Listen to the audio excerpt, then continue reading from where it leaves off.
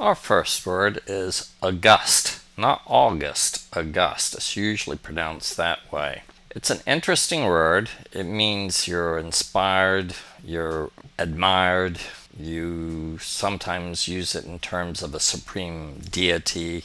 It's reverence towards somebody. It's actually from the Latin Augustus, which meant venerable or very respected. It comes from a little bit from history. Julius Caesar was assassinated. His nephew, Octavian, took over the assassinated Julius Caesar's position. He wanted to retain the Caesar's name, so he kept that and the Caesar name, and from henceforth all emperors were Caesars. And then he added the first name Augustus, meaning the respected Caesar, and thus we find in history he became Caesar Augustus, the first true emperor of the Roman Empire. So the word really goes quite a bit back. He was actually never called anything except Ducas, which we get our current duke from. Of course, ducus came from ductare, which we also use as duct or lead now. The idea that something is august means it's very revered. You may wonder how this relates to the month August. Well, they changed calendars back then, and the 7th month was named for Julius Caesar, hence we get July, and the 8th month was named for Augustus Caesar, which we get August. So this all vaguely fits together. In many ways, words are history. Getting back to august, it should be paired up with the very top definition, majestic or noble. This role of history applies to our second word as well, baroque. Baroque means extravagantly ornate or florid, and we get this from a style of architecture they used in Italy in the 17th century. Obviously, Baroque paintings and architecture were very, very fancy, almost to the point of being cloying. We just used that in our last set. It's not a style I particularly like, and it's not really popular anymore, but it's very, very fancy, very flowery, very, very, very something. Don't like it. So today we don't use the word Baroque just to mean artwork or architecture. Sometimes we mean it to indicate any adjective when we want to say something is awfully ornate, maybe too much so. Baroque should be paired up with the fourth definition down, extravagantly ornate, florid, or convoluted in character. Our next word also is a bit of history. It's bourgeois. The R is not pronounced there. It's a French word. You can tell anything that doesn't pronounce R's is probably French. It's a member of the middle class, or people who have those values. You might say somebody has bourgeois values. That's sort of a negative word now. At one time, bourgeois just was a very neutral word meaning middle class, and it comes from the old French word meaning a small city. We still have it in German as a burger. For example, a burgermaster is a mayor of a city, but it just means middle class or middle class values, and it's sometimes used in a sort of negative way. It should be paired up with the 9th definition down, middle class. Of course, make sure that you're not using it in pure economic terms, but in social values. Our next word is cloying. The verb is cloy. If you are overly ingratiating or overly sentimental, if you're overly anything, too much of anything, you are cloying. It's weird. It's from an old French word, and it originally came from the word Nell, and I have no idea how we got to this. There's a long story to it, but I've never quite understood. It should be paired up with to weary by excess of food, sweetness, pleasure, any sort of too much of a good thing. It's the 3rd definition down. Our next word, disingenuous, creates a little consternation with students. It's got 2 prefixes, dis and in, and it confuses people. Plus they see the genuous part and they think of genius. They really should think of the root genuine. We'll get to that in just a second. If you're disingenuous, you're lacking in sincerity, you create falseness, you create all sorts of hypocritical concepts.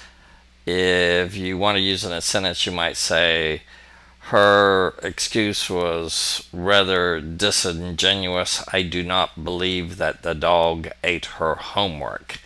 And you can see the roots of the dis, away from, and the in, which is not. Away from not being genuine. And it's closely related to that word genuine, which is truth. So if you're not really close to telling the truth and you're manipulating the truth, you're being disingenuous. It should be paired up with the second one down, lacking in frankness, falsely or hypocritical. Our sixth word down is equanimity. We get that and use it a lot. It means that you're stable, mentally stable, you're composed, especially if you're in a nervous situation. You might say a soldier who doesn't freak out when people are shooting at him or her, or in a state of equanimity. And I think a lot of you can see the root of this fairly easily. You've got the equa part, which is of course a Latin word. We get even or equal to it in many words in English. So you have the equa part there. And the second part, you have the animus part, which we've had before, which is the mind or spirit. And we also get words like animal and animate from that. We've talked about that before. So it means you're of even spirit. That should be paired up with the sixth definition down, composure. It's a good word to use, and you see it a lot on standardized tests. Our next word is frugal. If you have frugality, it means that you are economical in use or expenditure. It's sometimes used in a negative way. If you'll hear the words, he's frugal and miserly. In other words, if you're too frugal, it's not a good thing.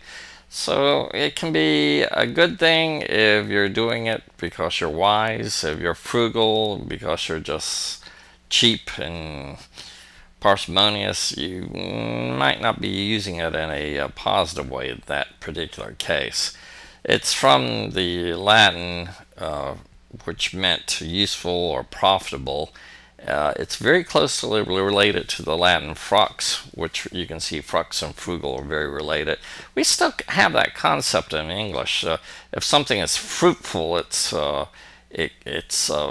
very wise and economic and profitable, and we relate it to that. It's a little bit of a jump for most of you, but it is an important word. I think it's a common word. Some of you might already know that.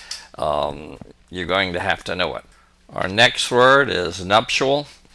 Nuptial, and pay very close attention to that N-U-P-T, has anything that involves marriage, and it comes directly to us from the Latin nuptialis, which basically meant pertaining to marriage.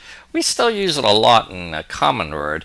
If you get married and you really want to make sure economically things might not go haywire in case you get divorced, or I guess there's a variety of reasons why people have contracts where their money goes in case they get divorced or die. It's any contract about marriage before you get married is called a prenuptial agreement.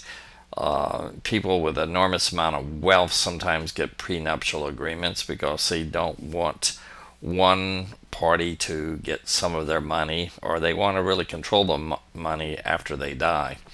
It's an interesting concept. It should be paired up with the seventh item down, pertaining to marriage. And again, the way to remember that is prenuptial. Our ninth word is predilection. Predilection is a tendency to think favorably of something. You sort of have leanings, a preference. For example, I live in Florida and Singapore. Both are not that far from the equator. I have a predilection toward hot weather. I hate cold weather. A lot of us have predilections. It's sort of a nice way of saying I have a prejudice for something. It's a leaning towards something. You can see the pre part, so that's fairly clear. Pre means before, and the diligere meant to choose. We still get the word diligent, where you choose something. It's something that you really want to go after. So it's a combination of those words. Predilection is a tendency. It should be paired up with the fifth item down, a tendency. Our last word is xenophobia. Pay really close attention to that last root, phobia. Most of us know what phobia means. It means a fear of. Xeno was the Greek word for foreign or strange. So if you have xenophobia, you have a fear or a hatred of foreign things. It's not necessarily foreign people, although that could be the case. It's a hatred of foreign things. You just don't like anything that's outside of your culture. So xenophobia should be paired up with the eighth item on the list. The eighth definition says the fear of foreigners or foreign things. Again, pay attention to phobia. That means fear.